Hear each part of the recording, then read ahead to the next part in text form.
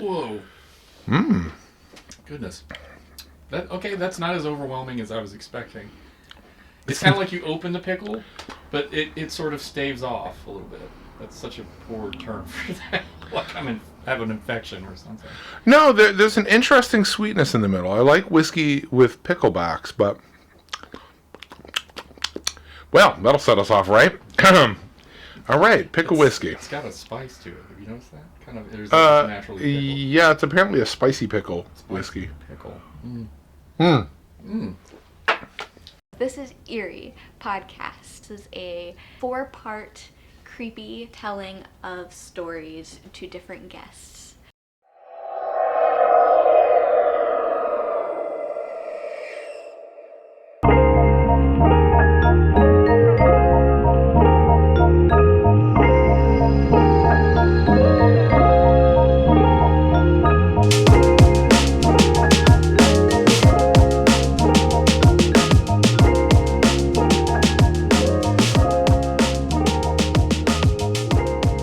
Ease into this bad boy while we're doing it. Let's do it. All right, it's on. All right, here we are back again.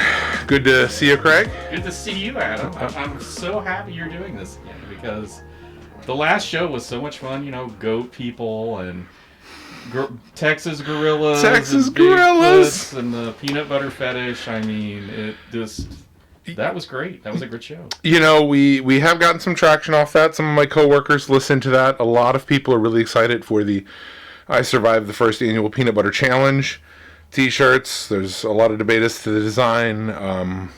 There was a subset that wanted to write erotic Bigfoot fan fiction. You know, they talk about hustle culture. You got to have a side hustle.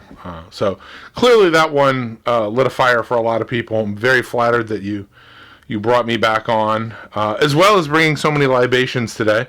I don't think we've ever started a show with whiskey, particularly pickle whiskey. Yes. So, and the reason for that is today is kind of a treat type show. We're nearing another holiday. Last time we were getting close to October, Halloween. And smells delightful. Like a pickle jar. I love picklebacks on my whiskey. And this particular episode, we are going to explore the paranormal, but it's Valentine's. Valentine's Day paranormal. Yes. Haunted by the ghosts of your past. Is that a bit of pickle in the pickle? Is it really? No, I think that's probably a bit of dust or something. Okay. But yeah, Sláinte. And for the record, I actually don't receive any coaching before these shows. I actually don't receive really any information about what we're going to talk about. I kind of just go in blind. So here we go. Also, too, each time it sounds like a bad idea for Valentine's, you'll hear a little noise here. So that sound indicates bad thing for Valentine's. So nothing like a spicy pickle for Valentine's Day. Yeah. Well, you know, it's the whole candy box concept, but I brought beverages instead. So, oh, beautiful. You know, it's like, you know, I used to like love getting those, and then the person just stopped, and I really, I was like, man, and I'm like, Mom, buy those for me again. I think my brother like got onto her. He's older, and got onto her because she got him one, and it really made her upset. And I was like, just give me his. I don't care. It's chocolate. Come on. And, you know, and it's one of those where you never know. You know, the thing about those boxes, and not to get too sidetracked here, is you never know when you get in there, you don't.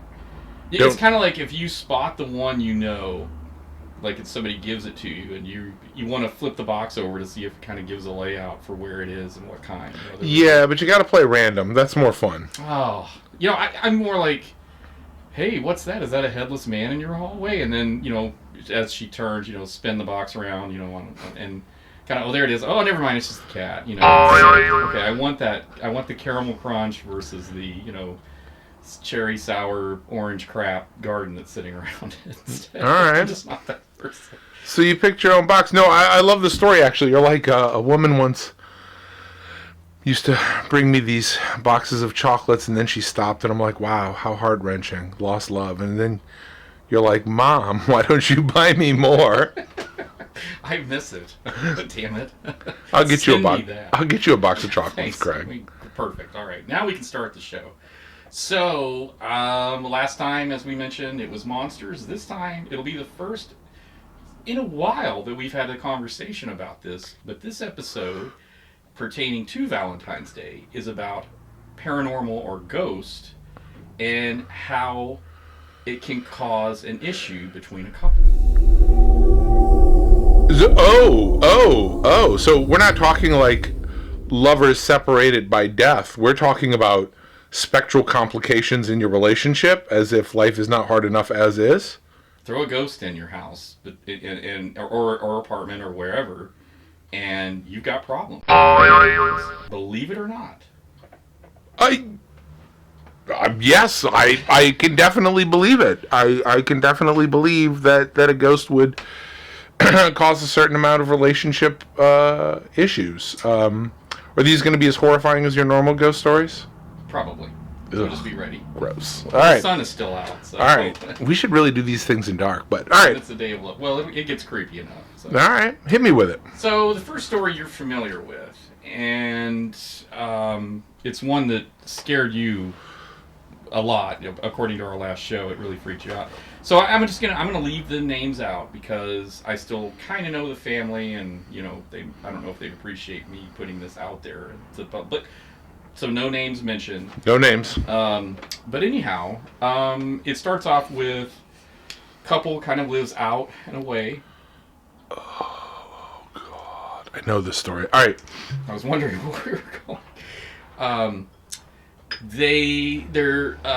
Her cousin, I could say nephew or cousin, was dating someone who was Wiccan, and the mom of this someone ran a Wicca shop, and he learned through them that by creating a Ouija board, making it makes it more powerful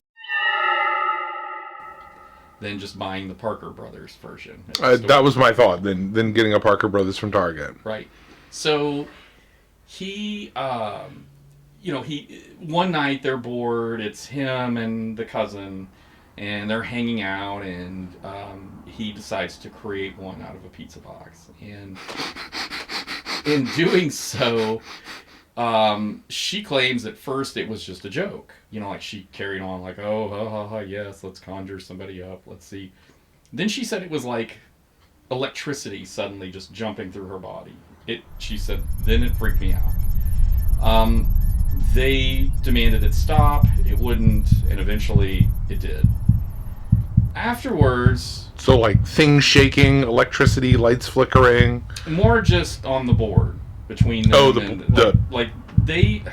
Planchette or whatever it's called. Yeah, and it's funny because I hear this from people, but they swear or claim that they can have their hand above it and it moves. But I don't know. I'm not there. I wasn't there. So I just believe in the people. It's much like these other stories we discussed last time. Yeah, we're just taking the story. So this was preceded by events in the home. And it would be like, weeks later, oddity sort of things would happen around the house. Or like... Once somebody was staying the night and they were spending the night on the living room couch and claimed they saw somebody walk by and go into the kitchen and then turn around and watch them from the kitchen. They believed it was the person, that it was her, called out to her, didn't answer, just kept staring at her, and eventually the woman got up from the bedroom and came in there and said, what is it? What do you want? She's like, so yeah, she was like the person in the kitchen she thought was the woman, and then the woman came in from the other room. We'll call her Anne. And they thought Anne was in the kitchen, Anne was in the bedroom. All right. And this is a big house, small house? This is a trailer house. Jesus Christ. Okay. So out there, out like off gravel road kind of thing. So that just started it, and it was more... They would hear somebody walking up and down the hallway at night. There'd be nobody there. They, at the time, had a child. Child would cry, just screaming until she brought the baby into the bedroom with her. And one night she claimed she heard something hitting the wall in the room where the child was. Then eventually, your face again. It's classic on these. If only people could see. Well, it's a trailer. I mean, what is it, like 20 feet long at best? We talking Maybe 23 feet. We talking a double wide? Like It's a longer trailer. It's got like a couple of rooms, a bathroom. You know, it's just like the bedroom's at the end. The other end's the kitchen. You walk in, there's the living room, kitchen to the right. You head down the hallway on the left, and there's a bedroom, and then there's the next room's a bathroom. There may be a closet, and then there's the master bedroom. it's like the guy's trailer in Kill Bill. You know, I haven't seen that, so What? sorry. That's the real horror. Go on, Craig. I apologize. So no, it's fine. Somebody I'm sure out there said that. If you didn't, so this went on, and it was discussion between the two of them. Now So there's a man and a woman living here alongside with a little baby, and it was their baby. Their baby. Their baby. They were married together. I thought you said they were cousins. No, the cousin came to visit with the homemade Ouija board. Cousin left. That is a very cousin-like behavior. Cousin left and left them with the aftermath. I should.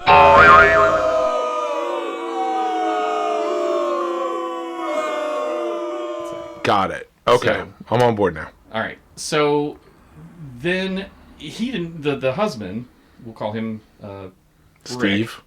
Rick. Steve didn't believe Anne. He thought it was just, you're imagining. There's no way. There's nothing here. It just. You got spooked. You got nervous. Yeah. You're. It's living in this place is doing it to you or something. I don't know. But she, it upset her. She said, because things were going on there. Like one night she said, she said that one day she was in the back bedroom and it got really cold in there. She said it was like this chill in the air, but if you went anywhere else there, it was the temperature was fine. It was normal. The bedroom was extremely cold by the closet. She said that this went on, and then one night she said, I saw him.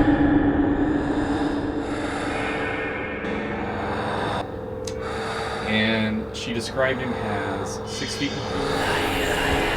And imagine a shadow in darkness. She said there's no features or anything, just dark figure. Oh yeah, like when you see the darker in the dark. Right. It's a person. She kind of panicked, and she said it happened so fast. Well, yeah, 6 foot. Shadow 6 foot figure shadow and shadow in my rural trailer. In the doorway of the bedroom. Hubby is asleep. Hubby Steve is asleep, and she said, I panicked. I sat up and I said, "What do you want? What do you want from me?" I think she said, and it just backed away and disappeared. She said. Then that's when it just really, it was really upsetting to her. So he didn't believe her. I mean, he would have things happen while she was gone, but he still dismissed it. He just didn't care. He just thought this is ridiculous. The power of the blunts. Yes. So. I mean, blunted people, not actual.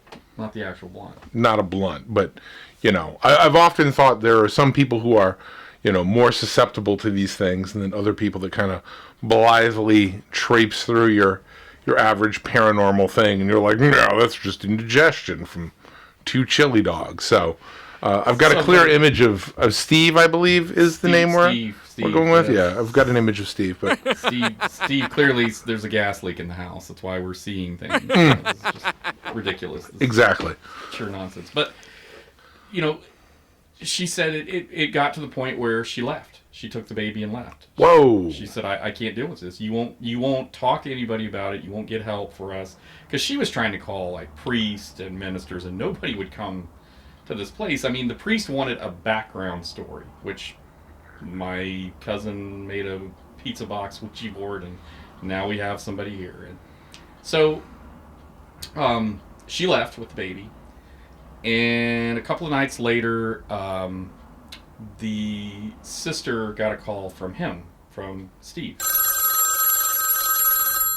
Early hours of the morning. There was a bad thunderstorm. And Steve woke up in the bed, and saw a man standing in the hallway. And the man said, "She's gone now. You're alone." Oh. Laughed. And the description was an older man, but laughed and then vanished. Steve ran out of the back door, through a field all the way to his parents' house, in the rain in a thunderstorm, like 2 a.m. or so, like some crazy hour. So it had him He freaked. called. The story I was told was he called her crying. He was that upset about it. Jesus. And he, didn't go back there for a few weeks. So I at the time I'm like 19 or maybe younger, and I'm meeting these people. I'm hearing the story, so I'm like, you're always shaking your head. I'm like, I want to go there. God damn it, Craig. I want to see this. Leave that man alone. So and I at the time I was like, this is like early 90s, so I'm thinking, oh, well, maybe we should bring a tape recorder. Ooh, I should bring a video camera. I'm going to buy a video camera and bring it along. Friends went like nuts on me. They were like, that is so dumb. Don't do that. Don't, you're not, oh, this is so, I can't believe, shaking me kind of thing. It's like my family talking to me, no, that's so dumb. What is the matter with you? And then like I see, 12 years later, people are doing it on television. It's like, God, if I just... I was suspicious this was the 90s. This felt like a very 90s. I had the thread earlier, and I didn't want to interrupt you, but there was something that you had said that really jumped out at me that made this uniquely 90s. But anyway, we'll see if it comes back. So, I took a group of friends along with the cousin, and we went and spent the night in this room that had the most activity. And it was windy, like you'd hear things banging, but nothing happened. And she was there. They kind of smoothed things over, got back together. But what I found out is when we would spend the night, things would change up. Like after we left, like it would do something different. Almost like it's mad, I don't know. Let's see. I remember one of the nights I was there, we had a person come along, and she was a kind of a talker, like, oh, I was with these friends and we channeled somebody and, blah, blah, blah. And she'd have all these stories. My friend has a term for this. He calls it one-upping. Like I tell you a story and then you say, hold on, I'm going to one-up you here. And then they tell you a bigger story, like it's got more bells and whistles and more ghosts in it or whatever. So she's telling these stories. Well, one of the nights we were in that room with the most activity, and there's a number of us laying on the floor, and I'm laying by the door, and my back's to the door, and I'm on the floor, and she's in the bed, and all of a sudden, like during the night, I remember I hear her, she goes, she sits up in the bed and covers her mouth, and I raise up and look at her, and then she lays back down, and I thought she's having a bad dream. So I laid back down. You didn't look behind you. I never looked behind me, no. So, the next morning I got up later than some of the others, and we're in the living room, and I said, or somebody said, hey, did you hear what happened to her? And I said, well, I think she had a bad dream and before I could finish, they said she saw it. She described it, and when I asked Anne said she described it just the way I saw it. But he was, according to her, the shadow person was kind of bent. Like in the room, really tall, but bent. But in the hallway? No, in the room. Oh, he's fully in the room. He's fully in the room because we had the door closed. Behind me. I never thought to look back or up. I was looking at her. But I don't even know if I would have saw it, because you never know if it's intended. I don't know. People always ask me these questions. They're good questions. I can't answer them because I don't know. But go ahead. But the positioning of this entity was bending over you. Behind me, yes. Yeah, it was behind you, and it kind of leaned, crouching forward. over you like a Nazgul or something, and you're just oblivious, snoozing it out. Yeah, oblivious, passed out. That's what I do best. All right. So things went on, and I remember, what fascinated me was the people's reactions to it. How it was. They ended up getting divorced. She left, and yeah, and so, but there were still problems at that place even afterwards. Even when he got roommates, there were still problems. And I remember, so that brings me to the next, more detailed story. Well, I figured you'd want me to weigh in on this story. I wanted to, please do. Wanted to let you get out, get the story out before I interrupted you at all. Yeah, go ahead. No. And really, my first thought is that Domino's viral marketing is really getting out of control.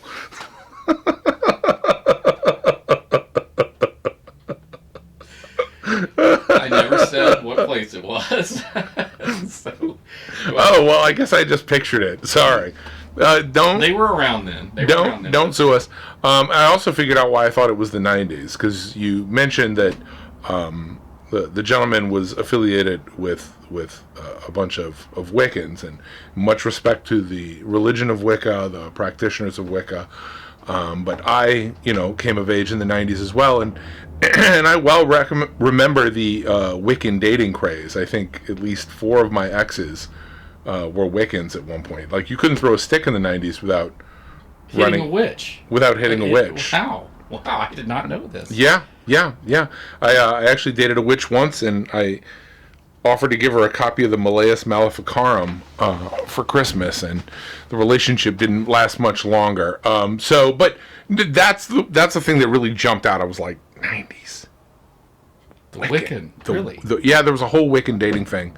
Okay. In the 90s. Okay. Maybe you were past it. I don't know. I wouldn't say I was past it. I just didn't know a lot of people. The friend group I have they wouldn't do any of this. Like, they were lecturing like this is a bad decision, but they weren't. It was a bad decision. Well, from them it wasn't so much that it was more like a bad decision because it's not real. You're wasting your time, you look foolish kind of thing. But, we all have those friends. I had a lot of them at the time. But I didn't mean to interrupt. I thought we'd just chop into this story a little bit before we went to the next one. Before I go to the next one. Yeah, so my first question, was this also in West Texas? This was in Texas, Central. I knew it! Man, we got to do a podcast called Haunted Texas. I would love to. I have way more stories than this. I mean, I would love to do this. It was a safe assumption it was from Texas, but, you're like, it was super rural, and, this, that, and the other, and I'm just always like, man, we're really building to a Haunted Texas thing. Yeah. So, full disclosure, I had heard that story before, and I'm sitting in my own house, and it is daylight. The time I first heard it, you absolutely freaked me out because we were in rural Missouri, and I wanted to shake you at the stupidity of messing with these things. But that was also a few decades ago, and so the story has become more interesting. One, in the regards, like many house guests, it appears the cousin brought a problem in, and then dipped and left it for everybody else. And how interesting the problem was a fad at the time.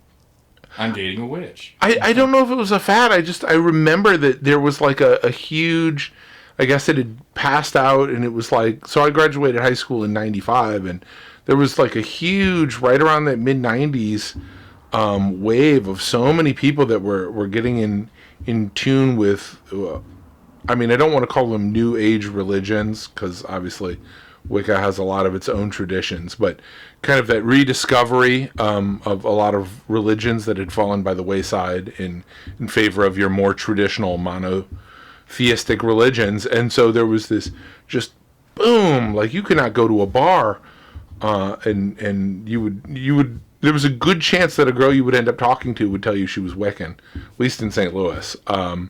No. So there was this whole outreach, and it's kind of interesting because now, if you talk to practitioners of those particular belief systems, it's a little more codified. There's a lot more like, you should do this, you shouldn't do this, don't do this, this is the sevenfold law. Like, it's a lot more formalized, where, a lot of the people that I was running into back then, it was kind of like the Wild West of rediscovery.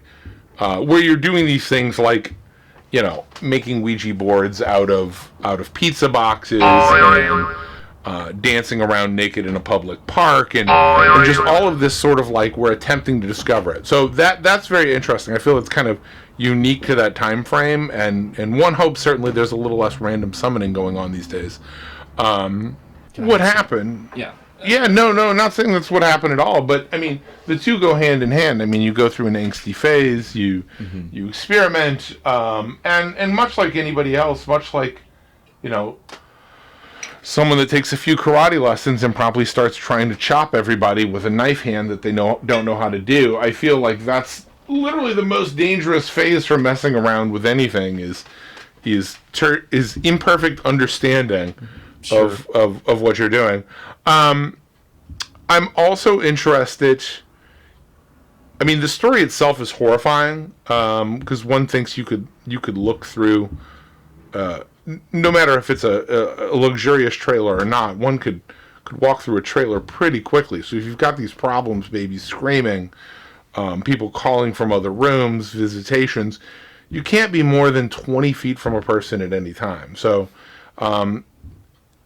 the story almost reminds me of if you've ever watched a murder mystery that takes place on a boat, where you're out somewhere rural, but it is or remote from everybody else, and yet it is contained and on top of one another. And there's a peculiar horror in that isolation, like we're isolated but together. In terms of the relationship troubles,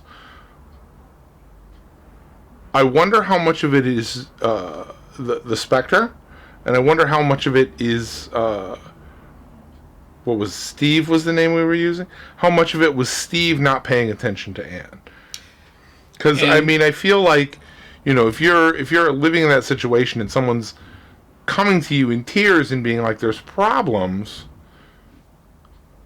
one could see how living in a rural trailer, if your husband doesn't even believe the troubles that you're having there, one could begin to feel a little unseen in the whole issue. You hit on a very key thing for this whole show because it leads to the next story. So at the time, I was working at a movie theater, and I, just needed a random person that I knew wouldn't roll their eyes or, well, this is so you kind of thing. And I asked our supervisor, and he was counting money and for the evening shift, and he had his back to me, and I said, I'm going to run something by you. I said, do you believe that something of paranormal, like let's say a ghost, could actually split a couple?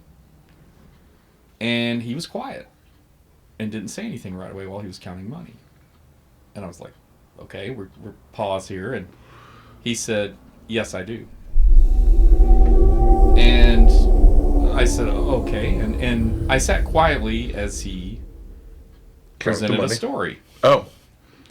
Now, at the time, I think he was with somebody. He was, I don't know if that was a fiance or they were married, but prior to this, he was with another woman.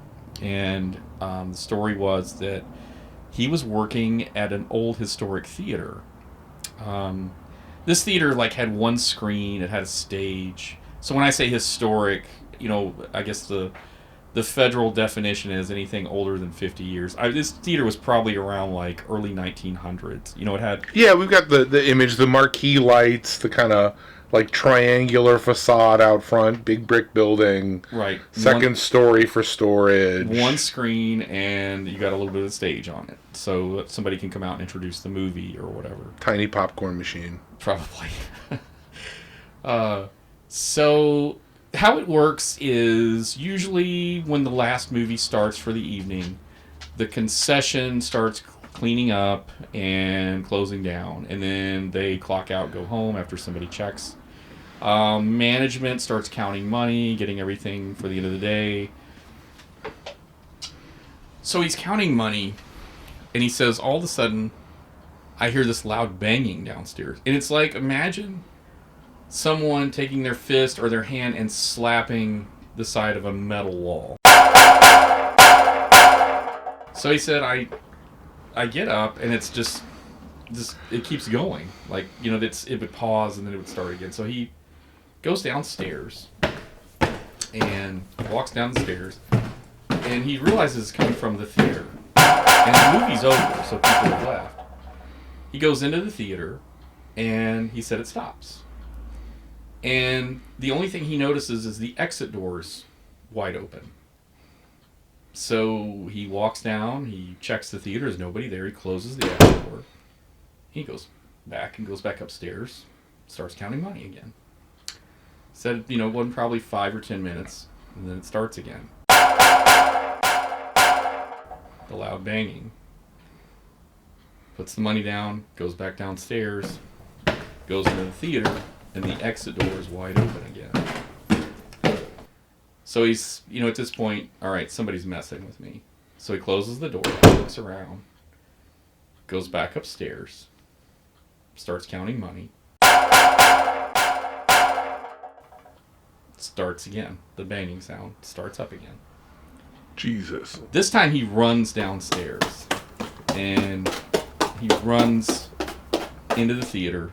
The exit door is wide open again. He runs out the exit door into an alley, looks both ways, sees no one, then runs out to the front of the theater. No one. No one's on the street. No one's in the alley. No one in sight. So he goes back into the theater, closes the door. Then he sits down in one of the seats and he waits. Ah. And he said, I waited, and I waited, and I waited. And he said, finally I get up and I'm thinking, all right. So he goes back upstairs. Starts counting money again. Then the banging starts Jesus. again. So he calls the cops. You have a call back for 86 Central? Negative, K. Nothing further. Just see the cabbie on the corner. They show up. He's telling them what's going on. So they're walking around the theater. And they're looking around everywhere. Behind the curtains, all over. And then they go into the projection booth. And they don't see anyone, but one of the police officers, he said, commented on how cold it was up there. Like, it was really chilly by the projector. And they thought that was odd, that it was just in this area where it was cold and nowhere else. He said, so eventually they had to leave. There was nothing there, nobody there. They said, well, just let us know if they show up or see, or whatever. Got a busy night filming Bigfoots. We have some peanut butter getting cold in the car, so we gotta go. Gotta take it on the road. I think this was more city, so they Oh, weren't. okay, They weren't okay, bored okay. for Oh, that. got it, Yeah, got it, got they it, didn't. got it. They didn't. They weren't making a run for Arkansas. My apologies. I'm just So no, that's habit. So. I'm always suspicious now. Anytime I see a guy in uniform buying peanut butter, I want to accost him. Good point. Now I'm going to pay attention, especially a lot of it. So he said he goes back, still counting money, and it starts up again. Same thing. And he just ignores it. He said, and he said, I'm just sitting there and there's this banging downstairs. Slapping metal really loud, or hitting it with something. But not like the banging of a door. Like, it's not the emergency exit in the door. It's more like... At the time, no. Okay. So that's not what he thought. He really didn't know. He just figured somebody was really just messing with him. Yeah. So he then proceeds to finish up, and then he leaves. He closes the exit door and he leaves. Reasonable. So during the night at movie theaters, they will usually have a cleaning crew come in. And they'll clean up the theater and all of that, vacuum everything. And it's usually just a night crew. And he came in the next morning, the next day he had to open, and the cleaning crew guy was sitting outside on a bench, which he thought was odd because he said they usually don't do that. They usually wrap up and then they leave, when you first get there or they're still cleaning up or whatever. This guy was sitting on the bench, and he said he's just looking down. And he said, so I immediately get out of my car and I walk up to him, and he said, this guy's flushed, just looking at him, like he is... Spooked. He looked ill, he said. Ugh. So he said, I asked him, were you okay? And the guy said, I'm not going to tell you what I saw. He said, but I am never coming back to this place again. And he quit.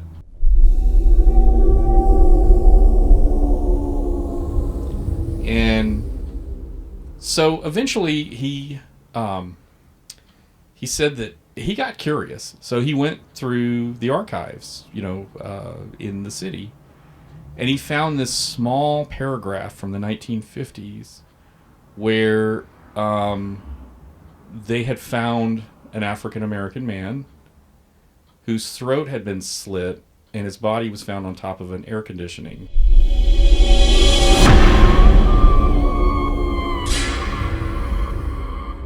Duct. Jesus Christ. So he said, I assumed the banging was his hand banging on that to get help while he was dying. What? Now, he said that, I guess his ex, I don't know if it's fiance, wife, but wanted to see a show there, and he wouldn't go. And he said, it bothers me too much, I don't want to go. And he said it led to complications, and they were through.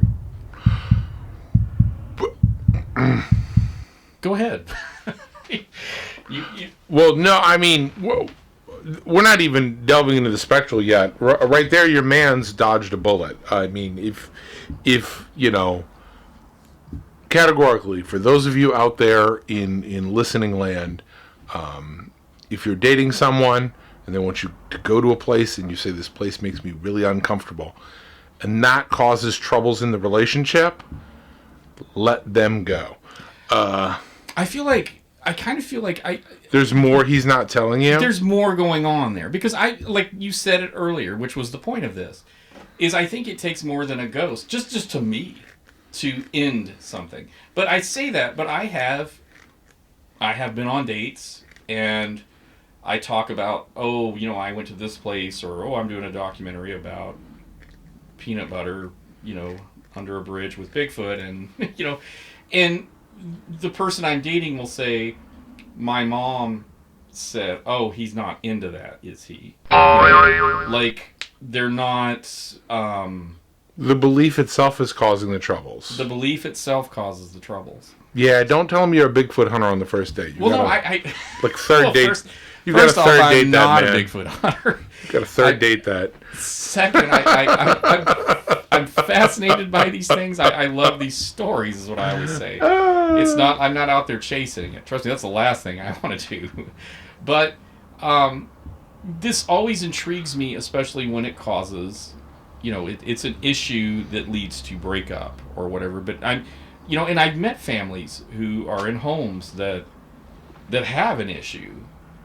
One that stands out is, I'll never forget this woman telling me, because it's funny because I wanted to, I wanted to break into journalism, so I'm spending the night at these haunted houses and getting these stories. Well, people thought I was a ghost hunter, and I really wasn't ghost hunting. It was more just a fascination. You were story hunting. I was story hunting, if anything. And I would still have people message me or reach out. I, to this day, get people that'll message. And this one woman, I'll never forget, saying, my son said to me, that old man is back in my window, Mommy, and he wants me to let him in from the other side.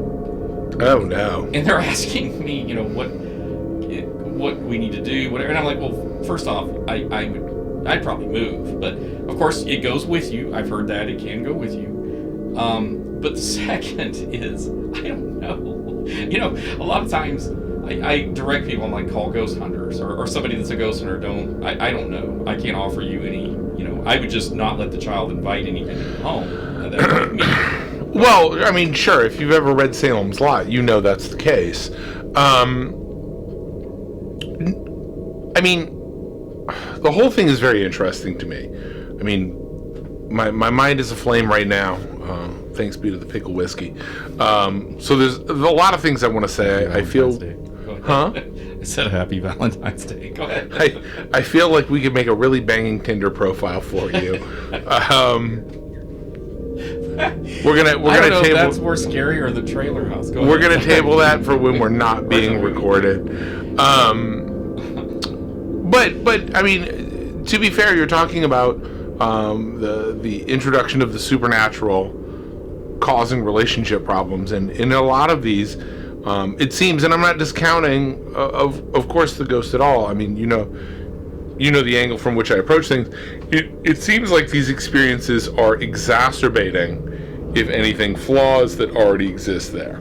Exactly. That's kind of how I take it. They really are bringing things to the fore. And, I mean, I think that's reasonable for that to happen, because a relationship is built on communication and trust, you know, and not presuming that your loved one is going to take what you say wrong. And so if you have had an experience that you can't explain and you're dovetailing down into the supernatural, I can understand how right there is already going to cause a wedge. Like, how do you come home and be like, honey, I think I was haunted by a murdered black man from the 50s. Like, that's just the kind of thing, like, and I'm not making light of that story. I'm just literally speaking it out there to underline the fact of how hard that is to communicate that to a significant other. And so I feel like in a lot of these cases that line between belief and not belief, or experience and not experience,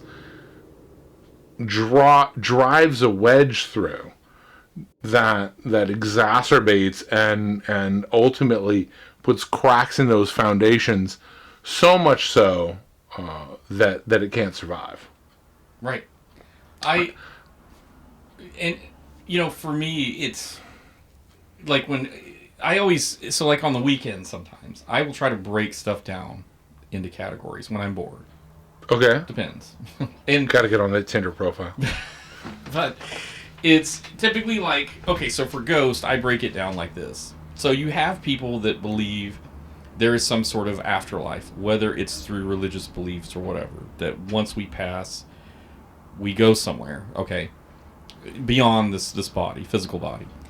But then you have this other that is like this dimensional crossing. Like I hear about this a lot, where you have people, it's kind of like the dog whistle. You have people that can see things that I can't. And like they can see people walking in a room that aren't existing anymore. And they often question, is this something through, like passing through another dimension kind of thing?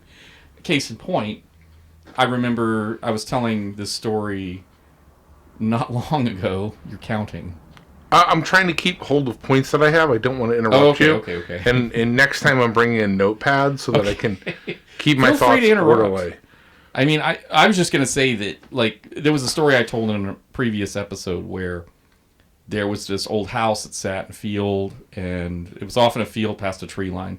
It's a friend of a friend of a friend told this story. And this is how I heard it was, there was an old organ in it, and the house, like you would hear this organ playing randomly. It was abandoned, but they'd hear it in the distance. Well, the house burned down, but they could still, on certain days, certain times, hear this organ playing, even though the house was gone and the organ was gone.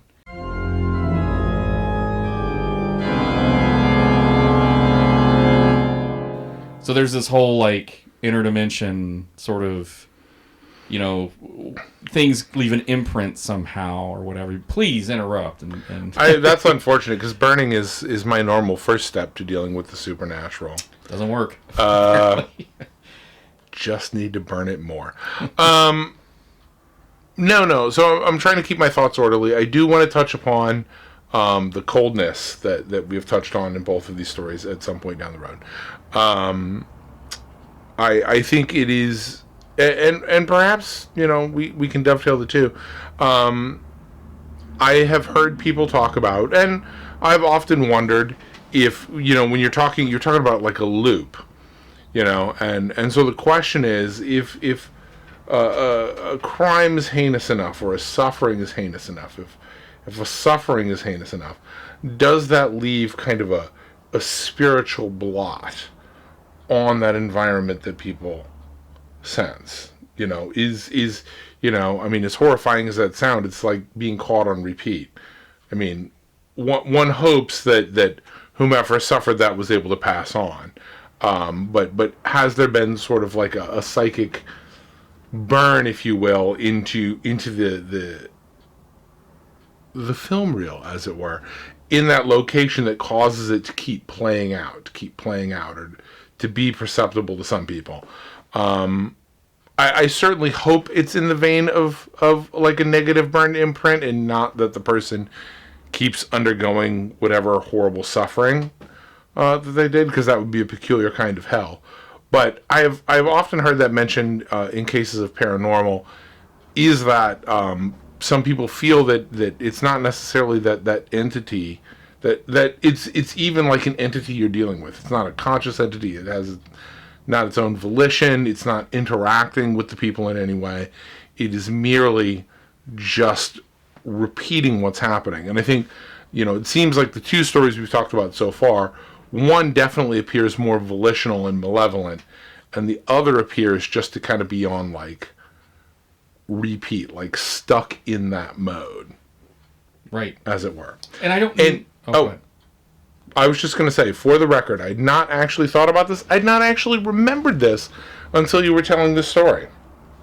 But when we bought this house that we are sitting in here, this house had sat on the market for approximately a year and a half. It's one reason why we were able to negotiate a better price. I had always thought that it's because the pictures were quite terrible. We only came to look at a few accoutrements in the house. One being which my inbuilt grass grill, but it's a different story. But we came to check out a few things, and ended up deciding to buy the house on a very short notice sort of thing. Houses were going like snacky cakes. My now wife loved the house, wanted to go for it. We went for it. But the energy in this house was odd. It was different. And a lot of people don't realize this, but one of her dearest and oldest friends is a practicing witch, and she did in fact do a cleansing ceremony on the house before we ever moved in.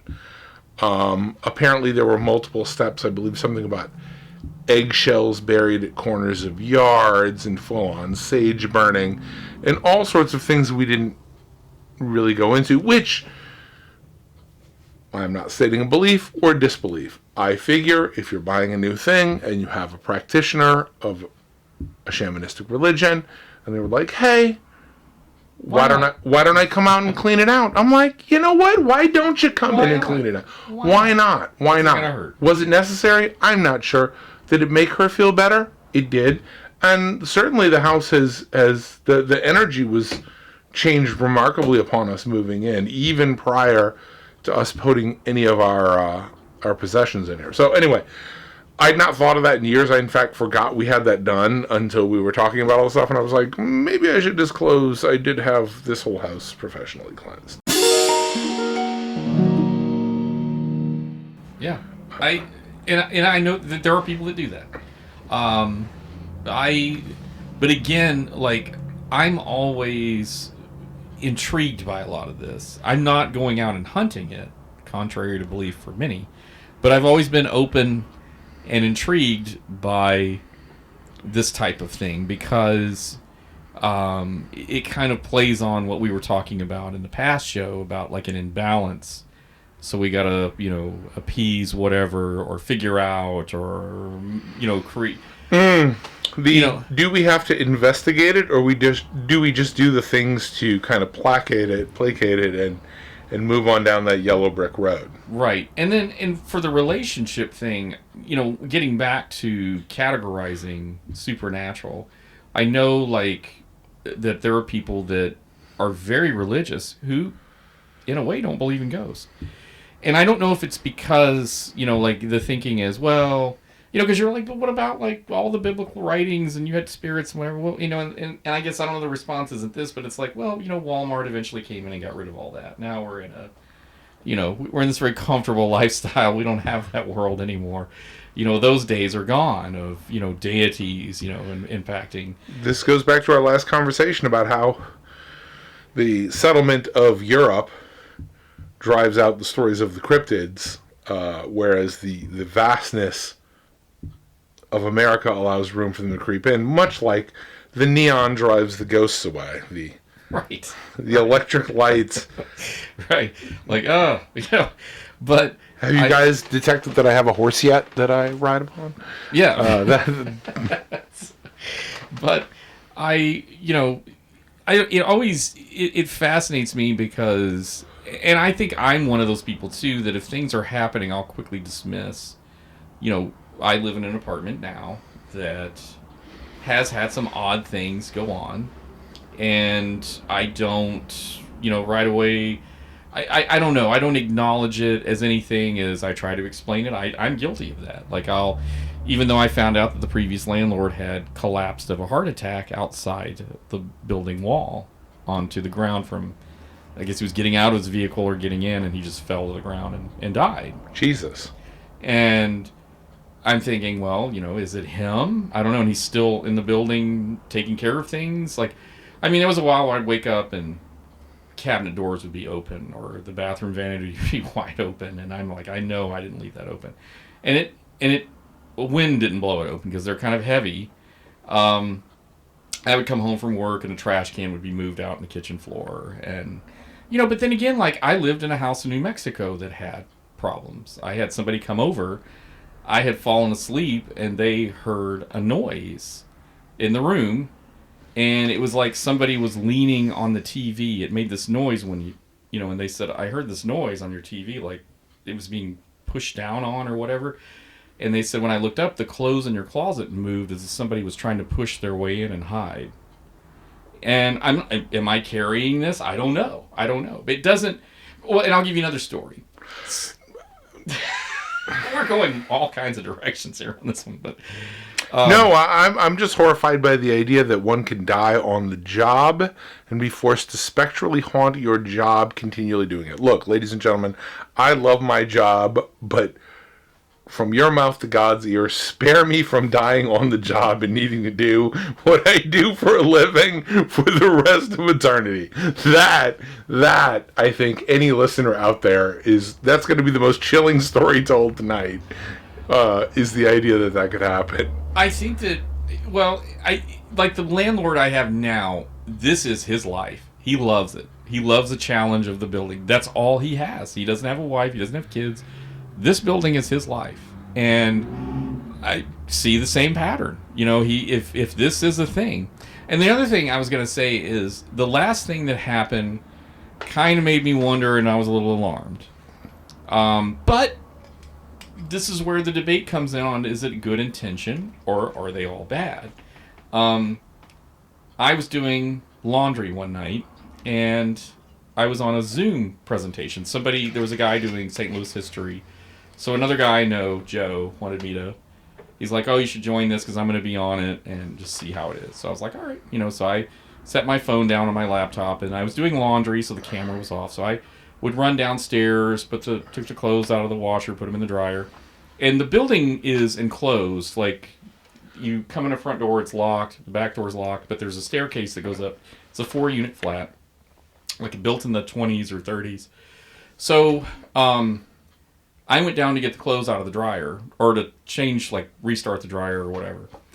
I didn't have my phone. I didn't have my keys. I go out the back door, go downstairs, come back up. Back door's locked. But not... Like, it's an old door. The only way to lock it was the deadbolt. So the deadbolt had been turned, and I was locked out. So I'm kind of looking through the blinds. I'm like, is there somebody in there? Because there's no way. And I'm yanking on it, pushing on it, So finally I go to my neighbor, and, we get a hold of the landlord, and he comes and lets me in, and he can't explain it. And he's like, I don't know. That doesn't make any sense. Like, that shouldn't have... But he dismissed it right away. Like, he didn't want to explore it. And usually he's a guy I can't get rid of, and we're discussing things. That was odd. So I don't...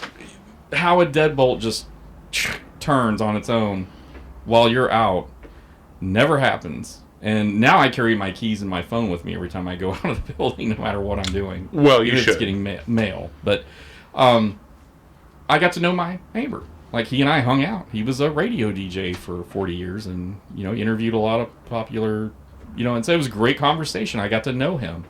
Do I think, or was that just coincidence? I don't know. I mean, correlation is not causality, or if I got those reversed, don't at me. I've been drinking pickle whiskey. I think, there are a lot of theories about these things. I mean, I feel like it is a slippery slope when one sees a thing to see a thing everywhere.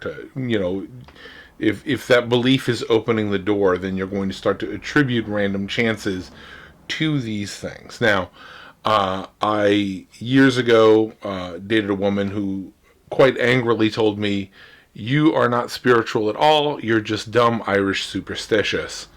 To which I was like, "Yeah, you're totally right. I mean, if getting someone to professionally clean my house works, I'll do it. If I got to leave some milk out for the fairies or peanut butter for the Bigfoots, it really doesn't bother me at all. Like I'm very much a live and let live. I'm not out there investigating these things. But when you're talking about entities that stay, I never thought I'd admit this in public. You heard it here first, folks. I have often suspected, one of my thoughts is that if there is an afterlife, it's a big if, people hang on only until those that remember them are gone. I remember one night I looked at a picture of my grandmother. I loved my grandmother. I won't tell the whole story, but I wouldn't have graduated high school without her. She was the only member of my family who never lost faith in me as a young person. She was always like, it'll take him more time. He'll figure it out. And I looked over at her photo, and I could have sworn, I looked at that photo 100 times, I could have sworn she was looking out at me. I could feel her, like the presence, the aroma of cigarette smoke, like everything about it. It was literally almost tear-jerking how strongly I could feel her presence. And I often thought that if there are people that hang around longer, they really hang around until the ones who remembered them are gone. So like in my grandma's case, she'd stay for her son. She'd stay for me. Probably about the time if I ever had kids, she'd be like, well, time to mosey on down that yellow brick road. There's nobody who remembers me as a person. I mean, we're talking about these entities staying around, and I really feel like there's got to be some tie. The central theme we're talking about is a tie to that location, whether it be a great suffering at that location or a thing calling you back, or just an affinity for people or places or things that call you back and keep that presence. And so I've never particularly thought about it as a unlimited time frame sort of thing. I've thought of it more in like a whatever it is you're tied to. So if you're tied to people, you stay while the people are there. If you're tied to a building, you stay as long as the building is there. But once those things are gone, once those conditions are met, then there's that. I mean, anyway, we're just cheesing it up. Like, forgive me, I don't normally admit to things like this in public, but I feel like while we're talking about this, that's my thing. I mean, I could totally see myself hanging around. Got to watch out for my godchildren. Got to hang around for a little while, but then, time to take it on the yellow brick road. And that's the thing. Like, I never have answers for people on this stuff, but I think for this particular show, there is that if something, like I feel for people that have that personal experience where they see something in person, because they are changed from then on, because they know what they saw and they tell me that. But they believe what they saw. They believe what they saw. You can't tell me otherwise, because there's this interesting thing about it, and we discussed this on the Monster episode, where the first thing that usually happens is you see it. There's all these weird things that lead up to it, but you see it. Then there's this sort of denial phase on what did I really see? Did I see what I thought it did? Am I going crazy? So there's that, and then there's these follow-up things that happen to where, no, I know there's something here, but you're cautious about who you share it with or tell. Eventually, you just break down and tell. I met somebody, I told this story on a previous, she was in politics, and she was okay with finally telling the story because she was no longer doing politics, but she feared, had that story got out, that was going to hurt her career, and relations with people. Her husband was a surgeon, same thing. But they had problems in their home. Their kids were seeing people and talking to people. they eventually would see them. It was kind of like they would torment the adults, but the kids were, and so it was an issue. But we don't know who these people were. Like they didn't. They didn't know where these people come from. Were they with the house? She did find out from the historian that they would, when the house was sold, it was like an old Victorian style home. It's always the old homes. Yes. I mean, who's going to haunt a house built in the 80s? Well, the story I had earlier, that was a conjured up being for a trailer. That's what I'm saying. Yeah. Without an outside influence. I have heard stories, though, where, and this goes back to the guy that was murdered in the theater. I heard the theater burned down. So if a new building goes in, are the people in that building hearing a banging sound? And do they know what it is?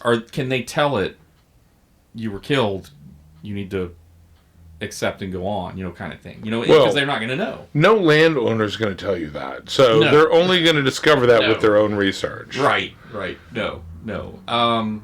But again, like she had said that, getting back to the politician, was that the house, she found out that when someone would die, they would bring this body to this house, bathe it, and then prop it up in a coffin in a window or set it out for viewing. Like people would walk up and view the body in the window. So multiple bodies came through their home historically, back in the day. Yeah, but I mean, that's traditional. They did that Irish wakes. You'd lay the body out. She was wondering if that's who these people were, because I remember this one woman she described, this was a different podcast, but still had like that dress with the train on it. It was very old style, historic, and her hair was up in a bun. She chased her down a hallway, cornered her at this door, and the woman turned. Your face. It's a shock. No. There's a whole difference. This woman turned and had no face. It was cut out. Like, circle was removed. Which, that was the first time I heard that. And, prior to that, like, these days when I hear stories on the radio or whatever where people are telling, because there's a lot more of them now, with all the channels and such, it sends chills down my spine. Because back in the early 90s, when you're first hearing this, and, you don't have other stories to relate it to, and you're like, why the heck was their face missing? Are you sure? Now I hear other people that have, and it's weird, the child's face was missing, or there was a cutout where a face was, and I thought, what's this about? And oh my gosh. So you're gesturing. What's going on? I'm just saying, absolutely unacceptable ghost behavior. Look, you can wander around the house. You can go, redo the things that you did in life. Whatever. Go stand and look out the window for your lost lover. The minute you chase me down a hallway, like boogie, boogie, boogie, boogie, no. I'm calling a priest. I'm burning it down. I'm definitely selling. Like, how do you keep living there after you got chased? That's just that is the thing that messes me up with all these stories, is the egregious lack of common sense. You just got Benny Hilled by a ghost. And you stayed. You have children. It's time to go. Goes out here. You got to go. Sell that shit. Zillow wasn't around. I'm like, the egregious continuation on in this behavior. That's the thing that really incenses me in these stories. That's the thing that really horrifies me in these stories. It's not the ghost. I'm like, that's some fucked up shit. Wow, he was haunting the double wide. That's messed up. When you tell me a story about someone getting chased through the house by a faceless specter, and they still stayed in the house, am I wrong here? Is that weird? Am I out of line? That is insane to me. I don't understand these people. I don't understand these people. Well, I mean, I agree. Like, and I don't know if it's they don't want to get rid of their house. There was a lot of work to get it, to go into it. I know. I mean, I'm dealing with the deceased in my home. I would hate to sell now with the market being what it is, but again, if it's a Benny Hill chase scene in my own damn house, I'm gonna have to eat the loss. I can't come home from a hard day's work and get Scooby-Doo chased by a spectral creature. That's not relaxing. Right. No. Yeah, you want to enjoy your evening. Not Sorry. I feel that I just... But it comes back to this is where it leads to complications in a relationship or a marriage. Oh yeah, that would be That's the whole theme of this. that would be a very big complication for me. It absolutely would. Or then selling you, I don't believe in any of this, you need to stop. But you're experiencing these kinds of behavior. Yeah, if you're being chased through your house by a ghost and your significant other's like, eat less spicy food. Yeah, that would Lay cause off the pickled whiskey. lay off the pickled whiskey. That would be a difficulty. Wow, that's just insane to me. Now, a couple thoughts. It's not so much relationship wise. We'll delve back into that. But you were talking earlier about how all of these people continue contacting you, and how you weren't a ghost hunter and you were in fact just a journalist. I think that actually not choosing to take a side is going to get you more phone calls. Look, if you're in a house and you're like, weird stuff's happening, I think it might be a ghost or maybe it's something else. I don't know.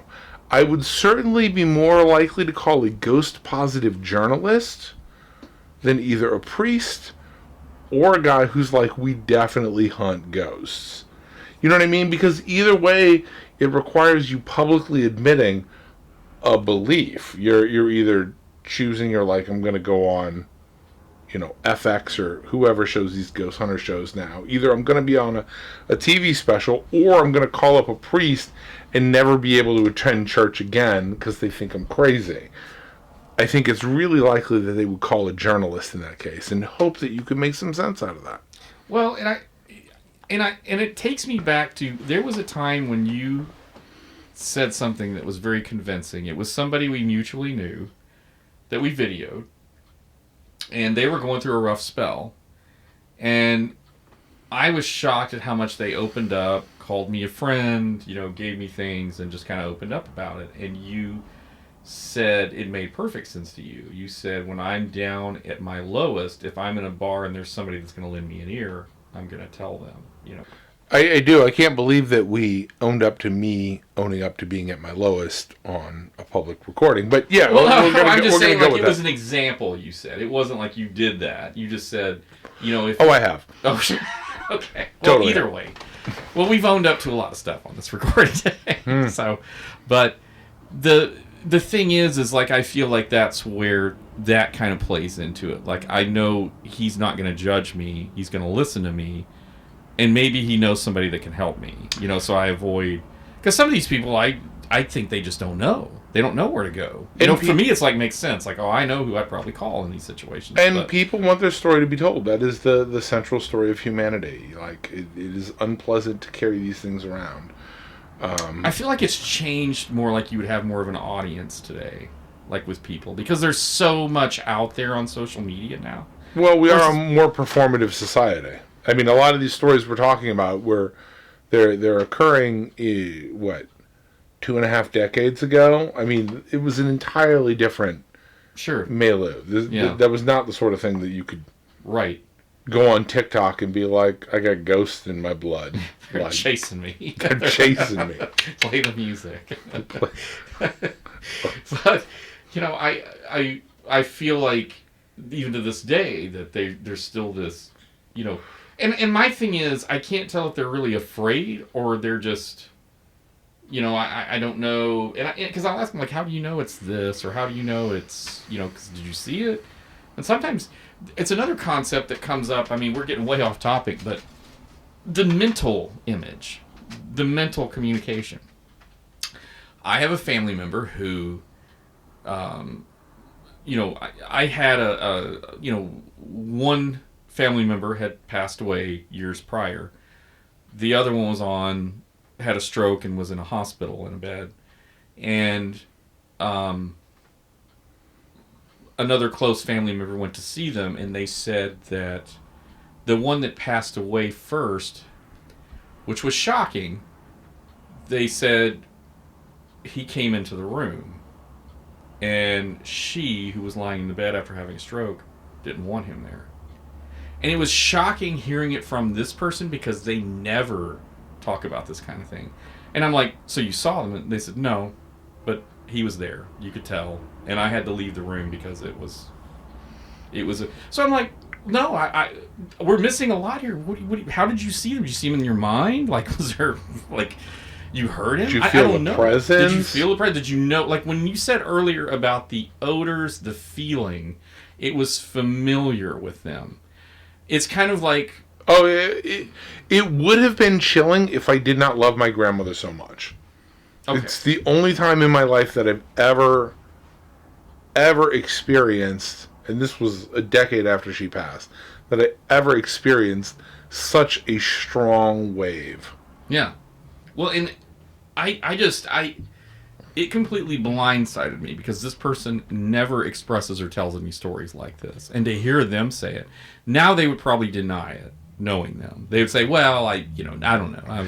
I was upset. I was upset, they were out of Dr. Pepper, that kind of thing at the hospital. But I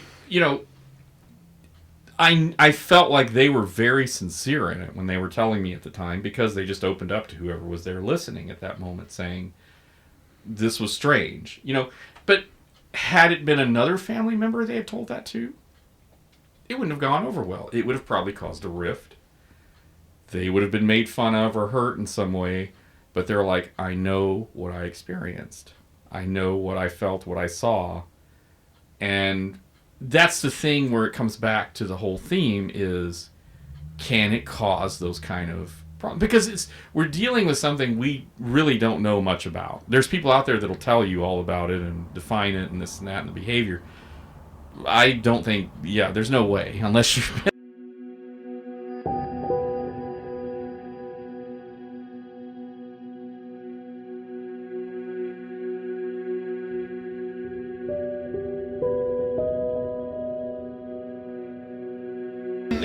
It's much like, you hear people talk about how, and now there's evidence that certain psychotropics help with depression, but there's never been a concrete study on that because they're Class A illegal drugs. So there's never been a thing where in a scientific setting, you're interviewing, you're looking for, correlations, you are having any coherence. I think the almost embarrassment, this is a modern world. So it would be a very difficult thing to come and be like, I saw a spectral figure of my grandmother. These are not the things that you introduce in casual conversations. And so I feel like, again, I think it is possible for these creatures to cause a rift, or these entities or these experiences to cause a rift? Absolutely 100% yes. However, I don't feel it's the entity itself that's doing it. I feel it is the inability to communicate, or the inability to express, or the inability to have someone meet. It's the fact that you're operating in this unknown verge where you really can't talk about it. And the one person... If that makes any sense. Oh, sure. And the one person you want to tell... won't hear it, or you can't talk to about it. You know what I mean? Yeah. So, I guess in a sense, is the entity causing it? Yes. Was the entity like, I'm gonna break them up? No. But I think the experience itself, my takeaway from a lot of what we talked about, the experience itself is putting you beyond the pale. It's putting you into a different region where if you've experienced a thing and it's unfortunate, and I'm going to make the comparison to PTSD, and it's by no means indicating that it's PTSD. I'm not making light of PTSD. That is a horrible thing that affects, many people who have fought in wars, or nurses who have fought in these COVID wards. Yeah. Like, I'm not making light of that, but the inability when one has experienced trauma, be that of any kind, whether it be emotional, childhood, physical, experiential, the inability to communicate trauma and have that be heard by the ones who you most need to hear it, I think is the destructive aspect itself, not supernatural entities destroying your relationship. Right. I agree. It's a thing that you're experiencing, and that's where it comes into the people that can see it versus the ones that can't. I know someone personally who says they can feel presence or whatever. I don't, and I be in the same building. But I'm going to be the first one to sleep on the couch while they're like, I see them sitting there in the chair, and here you are just sleeping on the couch, and I'm like, well, I don't see anything, I'm tired. But that's the inherent problem. If you're not feeling it, you're not feeling it. Likewise, you wouldn't trust it. If you met a couple and they were like, we got ghosts in the house. Yeah. And their significant other was like, we absolutely do have ghosts in the house. You'd be like, these people, like, I'm not going to spend the night. They're on some weird bullshit. Like, you need, like, that's the push me, pull me with discussing this whole thing. You need a skeptic. You need a believer and you need a skeptic. And I think that's what makes these things work, too. A big thread in any of the stories, be they cryptids or supernatural, and I hope you keep bringing me back, even though I come to these often disturbingly similar comparisons where it's not necessarily the other. The other is a vehicle. The tension is within the humans. Sure. I mean, it's the same thing in a Stephen King novel. If you ever read a Stephen King novel, the protagonists are more horrifying than the monster. The monster is a vehicle that drives the real horror, which is between the people. And so I feel with a lot of these stories, like, am I discounting them? No. But a lot of the real dramatic story tension is happening between the witnesses or those around them.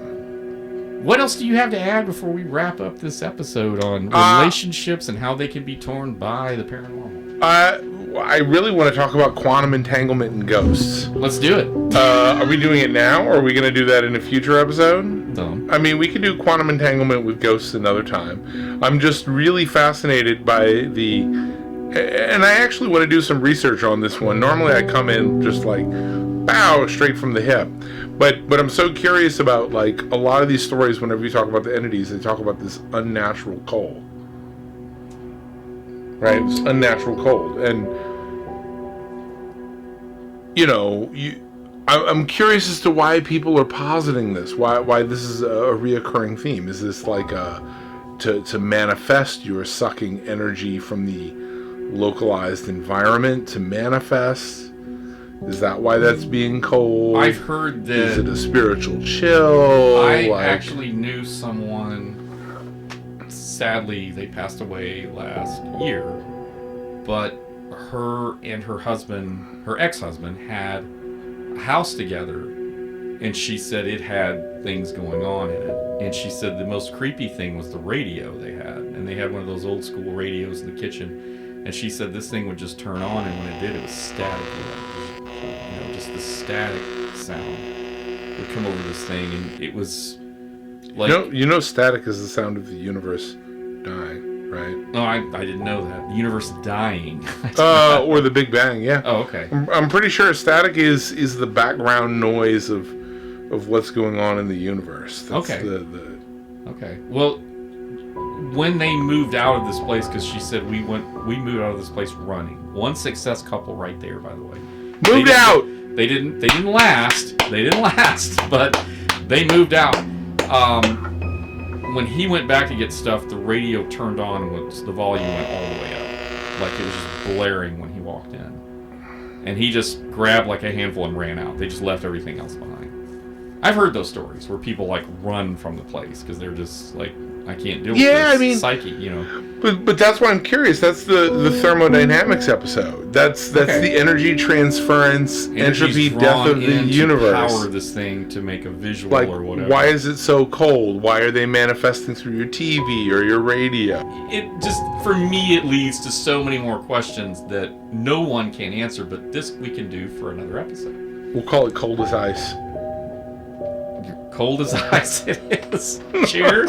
Craig, thank you for having me on. Yes. I apologize if I'm not as comedic as normal. I wanted to take it in the true seriousness. I think the long and the short of it is, my conclusion that I've come to is spiritual entities can indeed interrupt your relationship, but they can't interrupt or can't cause a problem that's not already there.